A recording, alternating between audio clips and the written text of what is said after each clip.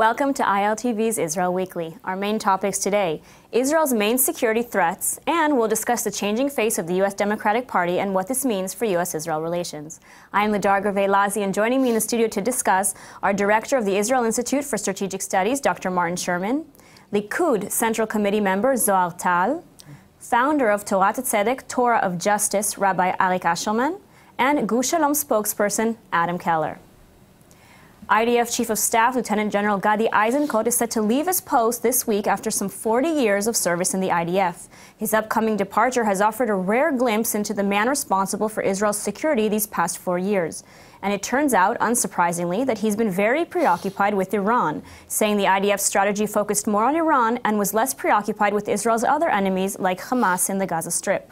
In a series of interviews with Israeli news channels and in an interview to the New York Times, Eisenkot revealed just how serious a threat the Islamic Republic poses to Israel, spending some $16 billion to build up armies in Syria.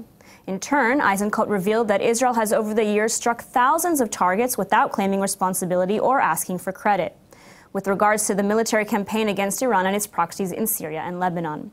As such, on Sunday, in an unusual acknowledgement, Prime Minister Benjamin Netanyahu claimed responsibility for the attacks in Syria over the weekend.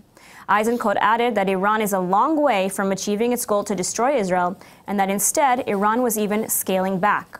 So now, as he is departing, the question remains, looking to the future, what are Israel's main security threats? פעלנו בהצלחה מרשימה לבלום את ההתבססות הצבאית של איראן בסוריה, ובמסגרת זאת צה"ל תקף מאות פעמים מטרות של איראן וחיזבאללה. רק ב-36 השעות האחרונות חיל האוויר תקף מחסנים של איראן עם נשק איראני בשדה התעופה הבינלאומי בדמשק. צבר התקיפות האחרונות מוכיח שאנו נחושים יותר מתמיד לפעול נגד איראן בסוריה בדיוק כפי שהבטחנו. בלילה חיל האוויר תקף גם בגזרה הדרומית נגד מטרות חמאס בעזה. והבוקר הודענו על חשיפת מנהרה נוספת, מנהרה מרכזית ואולי החשובה שבהן, שחצתה את הגבול לשטחנו. לכך אנחנו מתקרבים להשלמת היעד אותו הגדרנו ביציאה למבצע מגן צפוני, שלילת נשק המנהרות של חיזבאללה. Okay, so before we jump in, I want to ask you, in recent days we've seen the admission that Iran and its activities in Syria have been at the top of Israel's priorities. So why is Netanyahu openly admitting to this now? So is this a change in Israel's strategy with regards to Iran and Syria? Zohar, let's start with you. Well, I think that we do see a shift in the strategy. If all of us remember, in 1991, first Gulf War, Israel was very passive and relying on others, on the coalition, in order to take care of strategic issues. Now we see a shift in which more and more is relying on ourselves. As we can see, the U.S. withdraws from Syria. There are less American boots on the ground, and we cannot leave a vacuum there. So we must go in and take care of our own security. But why? I mean, Eisenkot has said that we've attacked Syria thousands of times and never claimed responsibility. So why now suddenly is Netanyahu claiming responsibility for these attacks over the weekend?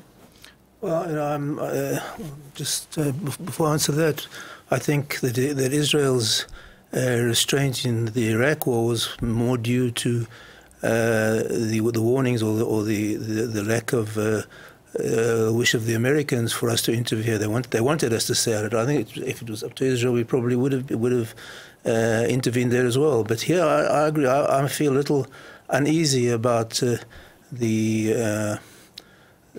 boasting about Israel's ability. I don't think that anyone who needs to know didn't know it was Israel, and I don't think anyone suspected it was the Spanish Air Force that was bombing them.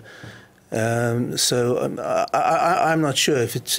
I would prefer that we kept our mouths shut about this, and rather than take too much public credit for it, because you never know how much that might induce the other side to engage in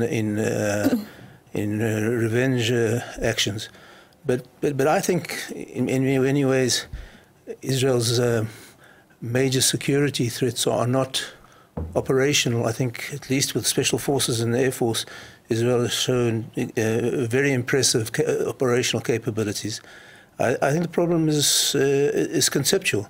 I think that Israel has been backing away from any confrontations in which it could win until it might back into a confrontation in which it can't or can only win at exorbitant costs. I think that, for instance, a policy of restraint has allowed terrorist nuisances to develop into strategic threats, both in the south and particularly in the north. I think, unless you believe that the Hezbollah is amassing all these rockets just for show, one day they're going to use them. And the question is, do you let them choose the time and place of the attack, or do you preempt?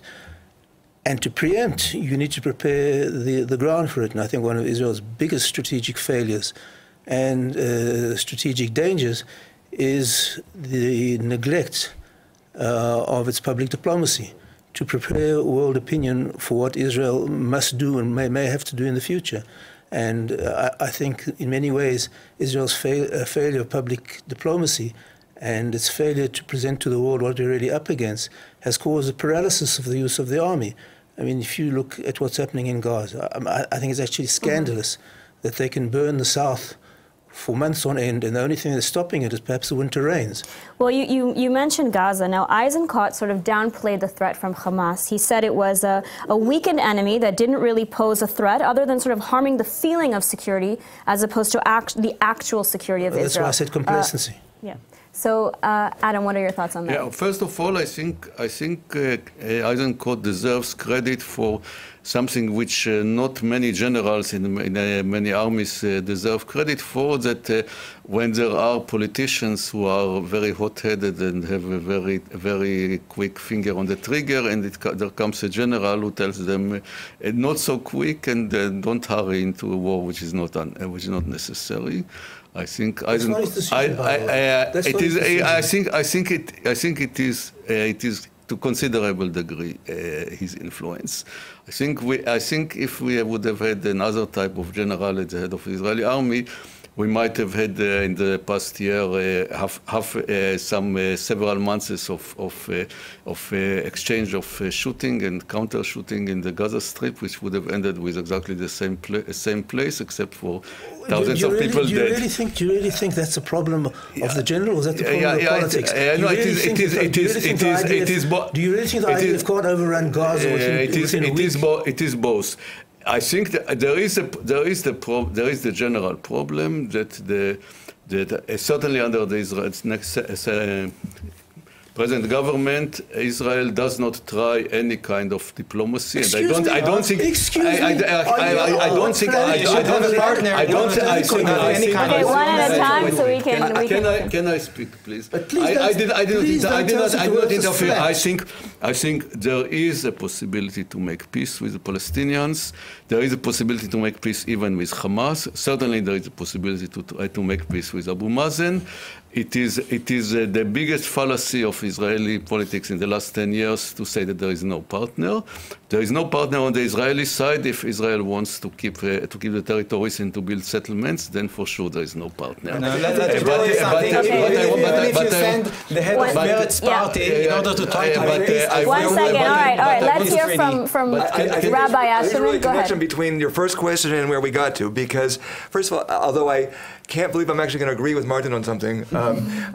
The fact is, my father-in-law, who is, was forever and ever in the security services, he's appalled every time people start talking about things that don't have to be spoken about. I would say it probably has to do with the elections, and that Netanyahu wants to get some credit as elections coming up. And what that connects us to is that all too often, yes, it is politicians.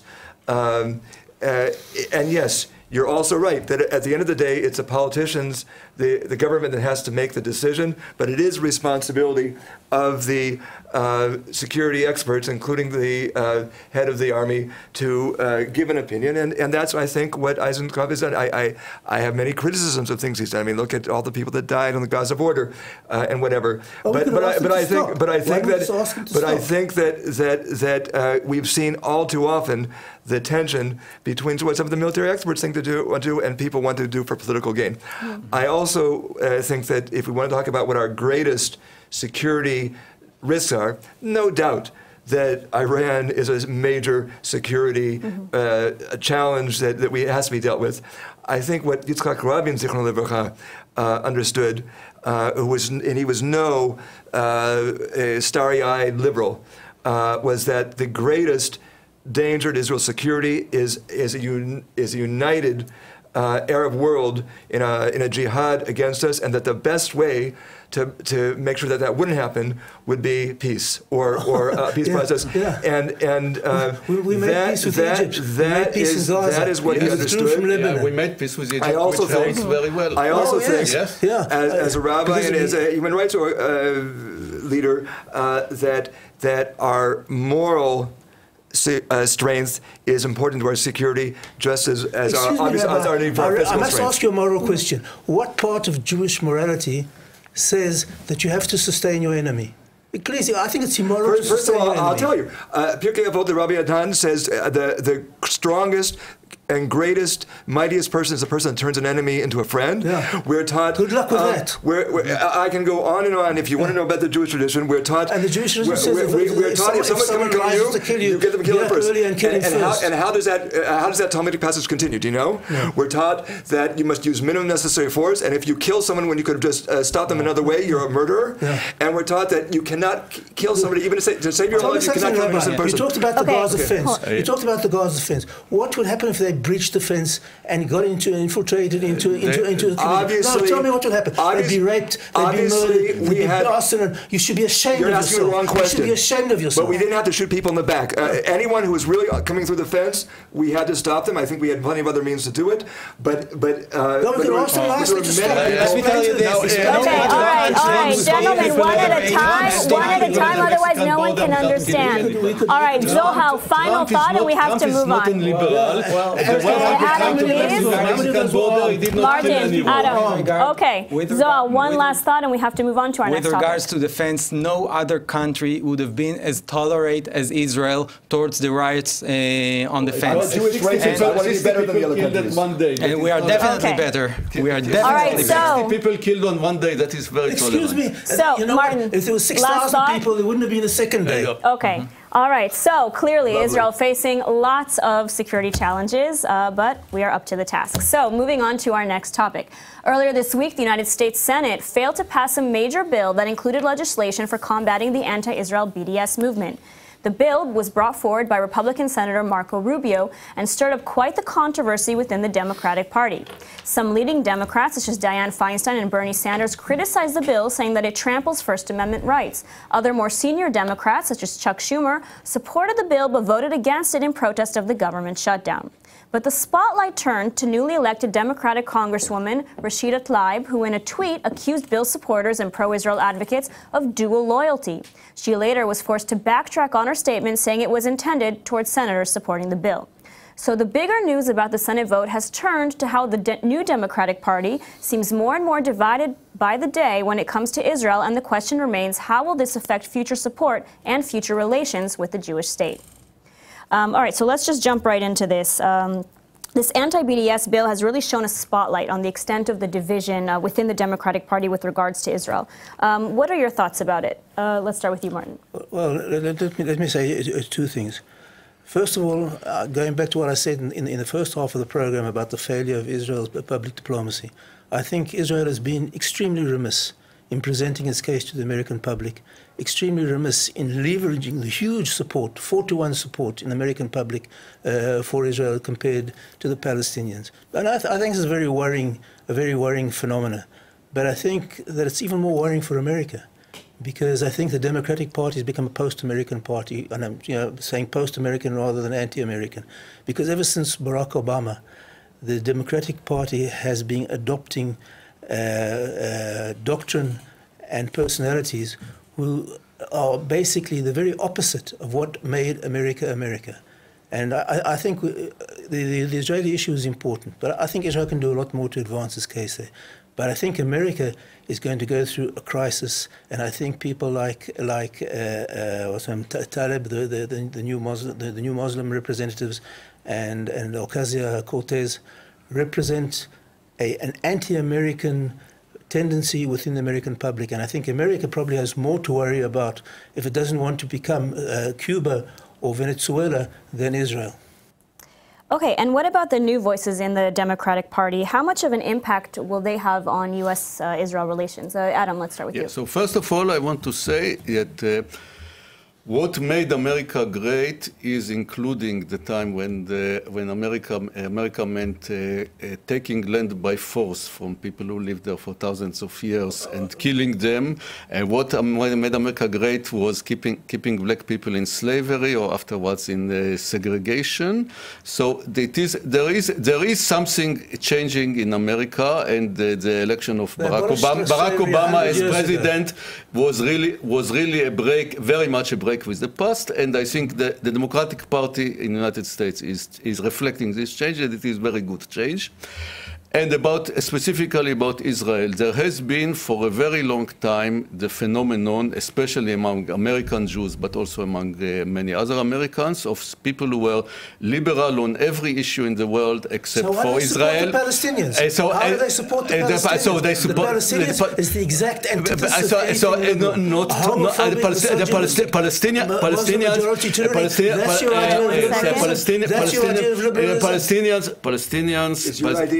we should just dispossess the Palestinians? One second. All right, let's let Adam finish, and we'll So there are many Americans who used to be liberal on every subject in the world except for Israel, and now they are also liberal about Israel and about the Palestinians.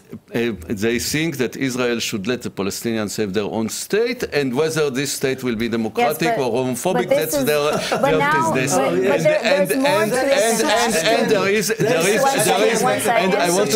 I want to say that the AIPAC has been for decades building up a bipartisan support for Israel in Congress. Thanks to Netanyahu and to Trump together, this has been broken into pieces. Netanyahu has taken very big effort to make Israel identified very strongly in American public opinion with the Republican Party and specifically with President Trump. And the result is that the people in America who hate Trump and who feel that he is the worst possible president which they ever had, which includes the majority of American Jews, are feeling very more and more alienated from Israel. And I want to say just one more thing about this anti-BDS law, which has been pushed through by Israel through all kinds of people. It is the people who promoted this law have forgotten that there is in the American Constitution, United States Constitution, there is the First Amendment. The First Amendment says that burning the American flag in the middle of the street of New York is a part of freedom of speech. What did BDS do for the Palestinian workers in Sifilux? What did the BDS do for BDS is trying to get Israel out of the occupied territory. All right, so hold on one second. So Adam, hold on one second. So Adam's saying that actually this divide stems from Netanyahu and Trump, and less from, let's say, the rising tide of BDS. What do you think about that, Zohar? Well, personally, I think that the anti-BDS legislation is a train that already left the station. We see state senates in New York, in Ohio, and in Texas already passed bills that are anti-BDS, and other states will follow suit. I'm sure, and in my opinion, the Democratic Party, if it wants to stay relevant, it needs to express the widely spread understanding that it is not only Israel that needs the U.S. needs Israel as well. And only if it understands that and promotes the anti-BDS bill will it stay relevant. Otherwise, it will become less and less relevant within the United States itself. What we're hearing here is replicating just exactly what's happening in the United States. Because we are somehow blurring the distinction between what we think about BDS and what we think about freedom of speech and the right to promote something which we may totally disagree with. And I think that's exactly what's happening in the United States. In addition to what Adam correctly mentioned, and I've mentioned here before, that AIPAC has been appalled with the way that Prime Minister Netanyahu has undermined carefully their strategy of decades of bipartisanship. What do you give me an example? Give me an example. Netanyahu in the last election scrupulously refrained from taking sides. And when he went to most blatantly the side of Trump. He is the biggest fan of Trump. Or in the election? When Netanyahu, and now in the last 2 years. When Netanyahu went and arranged to speak in Congress without the permission of Obama, that infuriated the Democratic Party, that contradicted all previous, and infuriated AIPAC. You really think that he should have supported the deal with Iran? On what planet do you live? On what planet are you living? Of course he should have gone. It was vital Israeli security interest. He was a vital Israeli security interest. He should, the Democratic Party, if it was a real pro-American party. So your argument is with AIPAC. And by the way, currently, your argument is with AIPAC. was furious. Time proved that Prime Minister Netanyahu was right to go there and to advocate against You now pay for it. So there seems to be a divide here. You guys are saying that Netanyahu is the reason for this split in the Democratic Party. So you're saying that Israel, of course, is going to become a bipartisan issue. Has it already become a bipartisan issue? Not a bipartisan. It used to be. A partisan issue, excuse me. A partisan issue. There is still a huge amount of support for Israel in the Democratic Party. Even sometimes where I would like the United States to be more forceful in getting Israel to hold Israel's enemies for our own welfare and for our own ultimate good to support human rights here. But from that to say that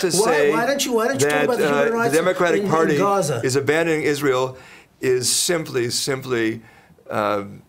totally not connected to reality. Well, wait, one second. So getting back to the situation, there is a very active Palestinian human rights organization in Gaza, which is criticizing. Okay, getting back to the issue because we need to wrap up. Not be supporting home demolitions of people that can't get a legal permit, and it should not be supporting building settlements or taking over agriculturally Palestinian land. Okay. Dispersing people. All right. So as you mentioned, there's still widespread support among the Democratic Party. We saw that there were senior Democratic leaders who do support this anti-BDS bill.